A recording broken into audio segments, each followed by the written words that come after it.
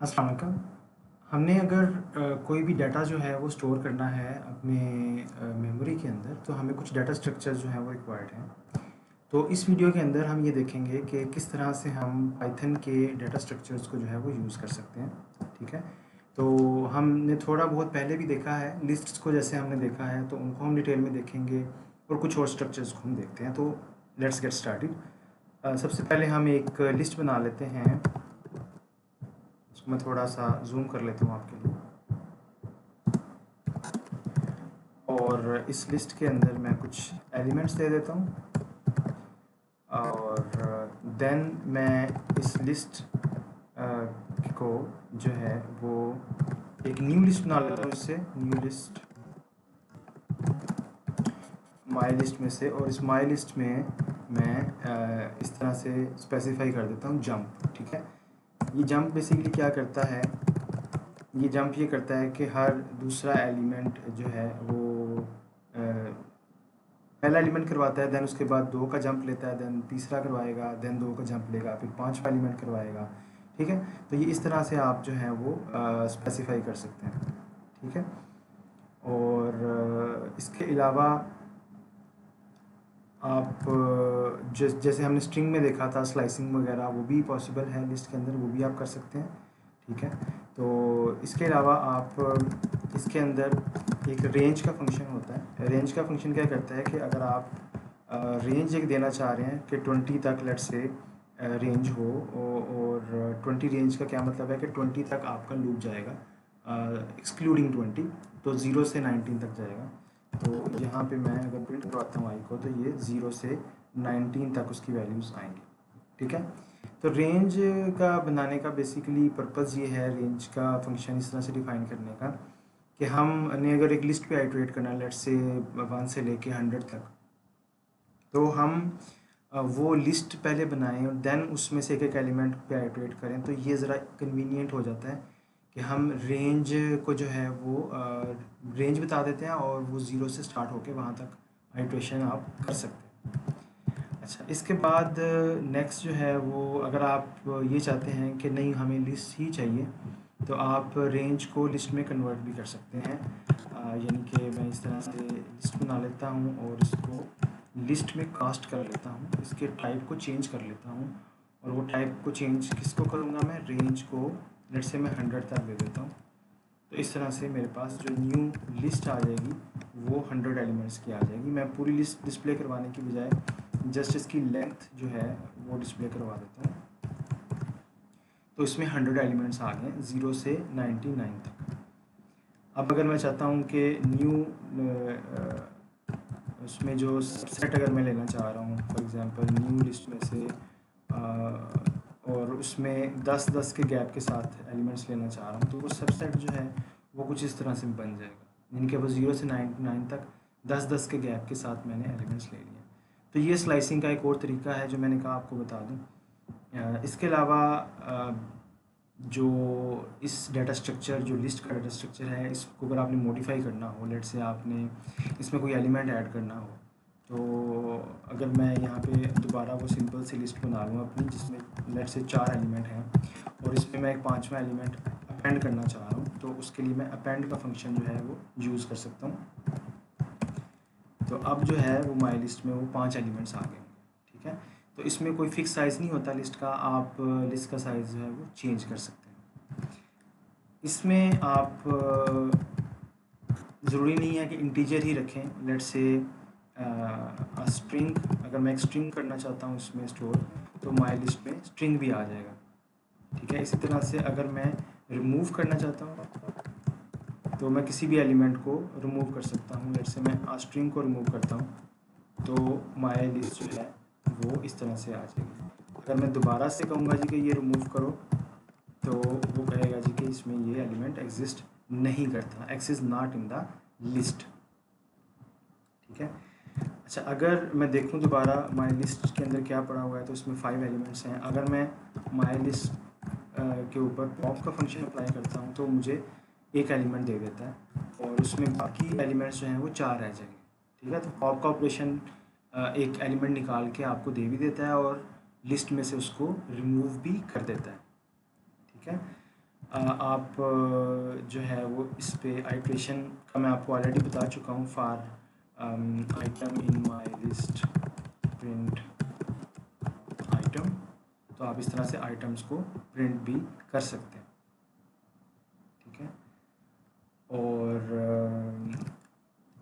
अगर आप एक लिस्ट बनाते हैं, उसमें आपके 4 एलिमेंट्स हैं और उसको बी को भी वही लिस्ट असाइन कर देते हैं और ए के किसी इंडेक्स पे लेट से 0 पे मैं 10 कर देता हूँ और मैं प्रिंट करवाता हूँ बी को, तो क्या होगा कि बी की वैल्यू भी चेंज हो चुकी होगी, क्योंकि इस ऑपरेशन से ये दोनों जो हैं ए और बी, ये दोनों वेरिएबल एक ही लिस्ट को पॉइंट करने लग जाते हैं। तो अगर आप चाहते हैं कि इसकी एक अलग कॉपी जनरेट हो और वो असाइन हो बी को, तो उसका भी हल है। उसका हल ये है कि आप जब इसको असाइन करें तो उसको बता दें कि इसकी कॉपी उसको देनी है, तो अब क्या होगा कि बी अनचेंज ही रहेगा, ठीक है। अच्छा, ये हमने सबसे सिंपल डाटा स्ट्रक्चर देख लिया पाइथन का, जो कि लिस्ट है। लिस्ट के बाद आ जाता है जी सेट्स। तो सेट का वही कॉन्सेप्ट है जो मैथ के अंदर सेट्स का कॉन्सेप्ट है। अगर आप अपना सेट बनाते हैं तो लिस्ट जो है वो स्क्वायर ब्रैकेट्स में आप देते हैं, जबकि सेट जो है वो कर्ली ब्रेसेस में देते हैं।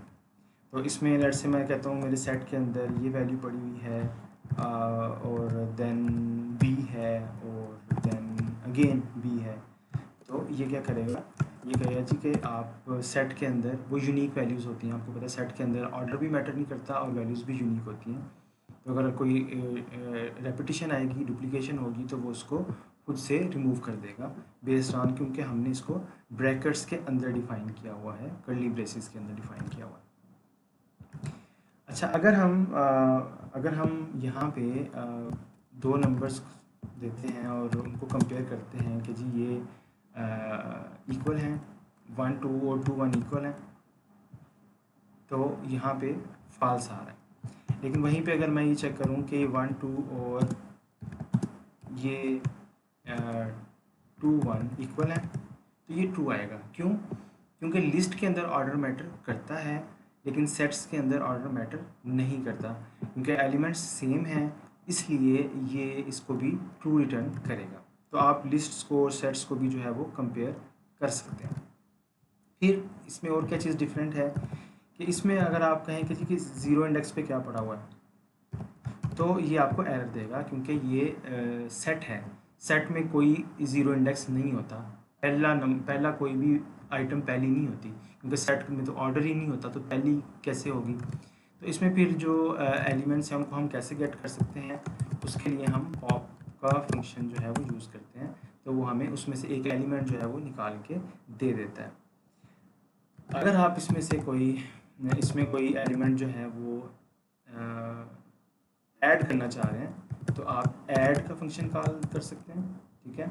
अब मैं देखता हूँ माई सेट में क्या रह गया है, ए और सी, क्योंकि बी में पहले से निकाल चुका हूँ। अगर मैं इसमें से कोई एलिमेंट डिस्कार्ड करना चाह रहा हूँ तो वो मैं डिस्कार्ड भी कर सकता हूँ इस तरह से।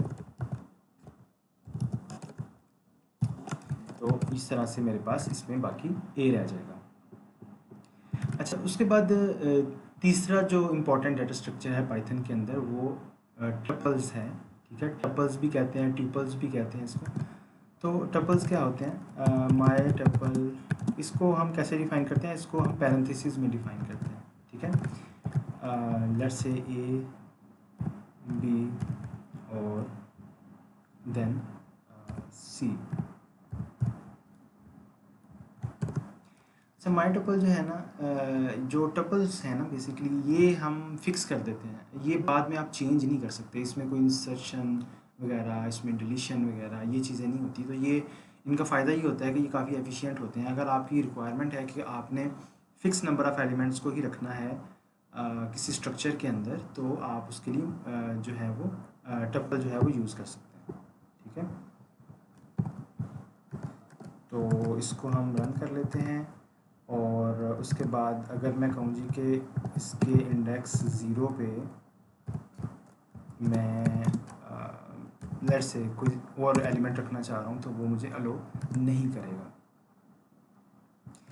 अच्छा, टपल की जो एप्लीकेशन है ना एक बहुत कॉमन पाइथन के अंदर, वो है कि रिटर्निंग मल्टीपल वैल्यूज़। ठीक है, अगर हम एक फंक्शन डिफाइन करते हैं जो कि रिटर्न करता है मल्टीपल वैल्स, तो वो हम करवा सकते हैं 1 2 3, और ये हम जहाँ पे इस फंक्शन को कॉल करें वहाँ पे असाइन भी करवा सकते हैं एक ही टाइम पे। ठीक है, तो ये बड़ी अच्छी इसमें बात है। स्पेलिंग्स का शायद मिस्टेक है इसमें, तो इस तरह से आप देखें कि अगर मैं आप प्रिंट करूँ ए बी और सी की वैल्यू को, तो मेरे पास ये तीनों वैल्यूज़ रिटर्न हो गई हैं और 3 वेरिएबल्स में स्टोर भी हो गई हैं। तो ये बड़ा यूज़फुल रहता है। उसके बाद नेक्स्ट जो डाटा स्ट्रक्चर है वो डिक्शनरीज़ का है। डिक्शनरीज़ क्या होती हैं? लेट्स से एक फ्रूट्स की मैं डिक्शनरी बनाता हूँ, और इसमें मैं बता देता हूँ कि जी डिक्शनरीज़ के अंदर बेसिकली की और वैल्यूज़ का कॉन्सेप्ट होता है। लेट्स से एक की है ए और उसकी वैल्यू है एप्पल, और इसी तरह से एक की है बी और लेट्स से उसकी मैं वैल्यू दे देता हूँ बनाना। ठीक है, तो ये फ्रूट्स डॉट कीज़, ये बताएगा कि इसमें 2 कीज़ हैं। ठीक है, और अगर मैं कहता हूँ कि जी फ्रूट्स डॉट वैल्यूज़, तो कहेगा कि इसमें 2 वैल्यूज़ हैं। तो कीज़ और वैल्यूज़ वो अलग अलग दे देता है, लेकिन इसमें अच्छी बात यह है कि इसमें आपको इंडेक्स जो है ना इसका, वो आपकी की होती है कि ए जो की है उसके बिहाइंड क्या वैल्यू है, वो आप जो है वो आपको वैल्यू दे देगा। इसी तरह से अगर आप चाहते हैं कि बी के बिहाइंड क्या वैल्यू है, तो वो उसकी वैल्यू आपको दे देगा। ठीक है, आप अगर एक नया फ्रूट ऐड करना चाहते हैं, लेट्स से मैं कहता हूँ जी फ्रूट्स, उसकी की जो है ना मैं एम रख देता हूँ, और उसमें मैं मैंगो स्टोर कर देता हूँ। तो अब अगर मैं देखूँ फ्रूट्स को तो उसमें जो 3 वैल्यूज़ आ चुकी हैं, ए बी और एम। ठीक है, ये कीज़ हैं उनकी और ये उनकी वैल्यूज़ हैं। ठीक है, और इस तरह से मैं इसको एक्सेस कर सकता हूँ। और अगर मैंने किसी फ्रूट को प्रिंट करवाना है कि जी एम के अंदर क्या पड़ा हुआ है, तो मैं इस तरह से करवा सकता हूँ। अगर मैं कहता हूँ जी ओ फ्रूट ओ, तो यहाँ पे एरर आता है। ठीक है, यहाँ पे मैं ये कर सकता हूँ कि यहाँ पे गेट का फंक्शन यूज़ कर लूँ और यहाँ पे स्पेसिफाई कर दूँ कि जी अगर तो मुझे वो मिल जाए तो ठीक है, अदरवाइज़ मैं यहाँ पे नॉट फाउंड का मैसेज दे दूँ। ठीक है, तो इस तरह से आप उस एरर से बच सकते हैं। अगर आपके पास वो एलिमेंट नहीं भी है तो आपको एरर कम से कम नहीं आएगा। अच्छा, इसके अलावा आप जो इनको कंबाइन भी कर सकते हैं, यानी कि डिक्शनरीज़ के अंदर ये हो सकता है कि डिक्शनरी की जो है वो एक स्ट्रिंग हो और उसकी वैल्यू जो है वो अगेन एक लिस्ट हो। जैसे कि लेट्स से एनिमल्स की मैं एक डिक्शनरी बना लेता हूँ, और इसमें जो ए है वो इसकी की है। लेट्स से ये एक एनिमल है, इसमें 2 एनिमल हैं इस टाइप के, तो मैं इस तरह से एक लिस्ट बना देता हूँ। और इसी तरह से जो दूसरा एनिमल है और उसकी जो टाइप्स हैं उसको मैं कहता हूँ B1 और B2। ठीक है, तो इस तरह से जो है वो एनिमल्स की जो डिक्शनरी है उसमें हर की के अगेंस्ट एक लिस्ट आ रही है। ठीक है, तो ये भी आप कर सकते हैं, पॉसिबल है। अच्छा, उसके बाद जो है वो लिस्ट कंप्रीहेंशन आ जाती है। लिस्ट कंप्रीहेंशन जो है वो लेट्स से अगर हमारे पास एक लिस्ट है जिसमें 4 एलिमेंट्स हैं और मैं ये चाहता हूँ कि मुझे इन एलिमेंट्स एक नई लिस्ट मिल जाए जिसमें इन एलिमेंट्स का स्क्वायर हो या वो 2 से मल्टीप्लाई हो रहे हो, तो मैं क्या करूँगा 2 multiply by I for I in my list. ठीक है, तो इस तरह से मेरे पास एक नई लिस्ट आ जाएगी। तो ये देखें, मैंने कोई लूप नहीं लगाया, सिंपल सा इसका सिंटेक्स है। इसमें स्क्वायर ब्रैकेट्स आ जाती हैं और ये वेरिएबल, इस वेरिएबल में एक एक एलिमेंट आता जाएगा उसका, और यहाँ पे जो ऑपरेशन परफॉर्म करना है वो आ जाएगा। इसको मैं फर्दर फ़िल्टर भी इस पर लगा सकता हूँ कि अगर मैं कहूँ कि जी if i is greater than 2। तो अब क्या होगा कि एक एक एलिमेंट इसमें से वो फ़िल्टर होगा, वो वाले एलिमेंट्स आएंगे जो कि 2 से ज़्यादा बड़े हैं, यानी कि 3 और 4। तो 3 और 4 2 से मल्टीप्लाई होंगे तो 6 और 8 जो न्यू लिस्ट है उसमें 6 और 8 जो है वो आ जाएगा।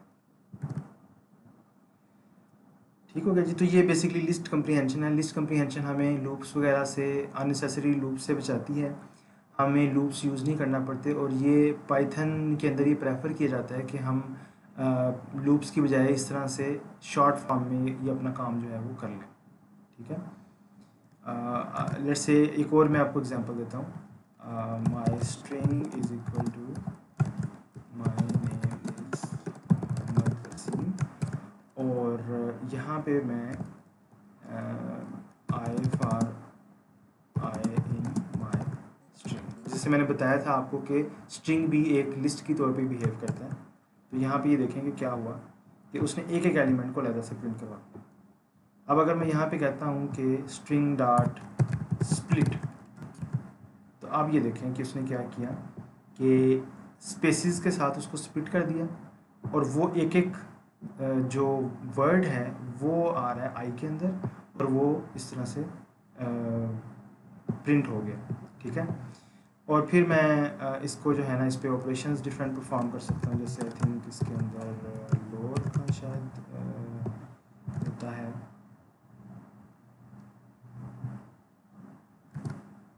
तो इसमें यानी कि इस पे जो भी ऑपरेशंस परफॉर्म मैं करना चाहूँ वो कर सकता हूँ एक एक वर्ड के ऊपर। ठीक है, तो इसमें आप लोअर कर सकते हैं या डिफरेंट ऑपरेशंस जो है वो परफॉर्म कर सकते हैं।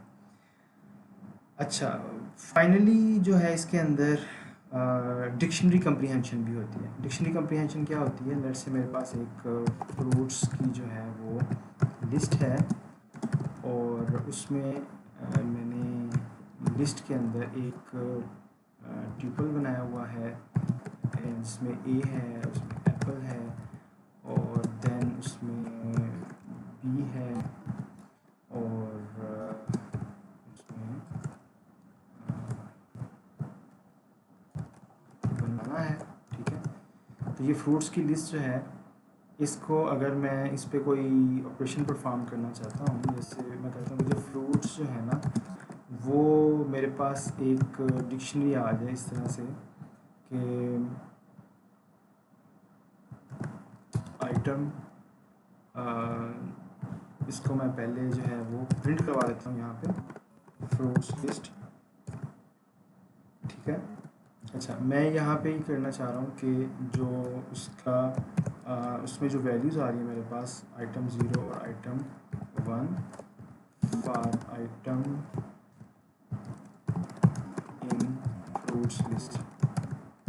तो अब यहाँ पे क्या हो रहा है, देखें डिफरेंस क्या आ रहा है कि फ्रूट लिस्ट पे मैंने डिक्शनरी कम्प्रीहेंशन अप्लाई की है, और उसमें से एक एक एलिमेंट मैं ले रहा हूँ। यानी पहला एलिमेंट ये है। ठीक है, ये एक ट्यूपल है, ये ट्यूपल आइटम के अंदर आ जाएगा, और उसमें जो उसका 0 इंडेक्स पे ए पड़ा हुआ है और 1 इंडेक्स पे उसकी वैल्यू पड़ी हुई है कोई, वो आ जाएगी। तो ये एक तरह से एक डिक्शनरी बन गई है। ठीक है, तो लिस्ट कम्प्रीहेंशन और डिक्शनरी कम्प्रीहेंशन में ये डिफरेंस होता है कि यहाँ पे जब लिस्ट कम्प्रीहेंशन हम करते हैं तो उसमें स्क्वायर ब्रैकेट्स आती हैं, जबकि डिक्शनरी कम्प्रीहेंशन में यहाँ पे कर्ली ब्रेसेस आती हैं।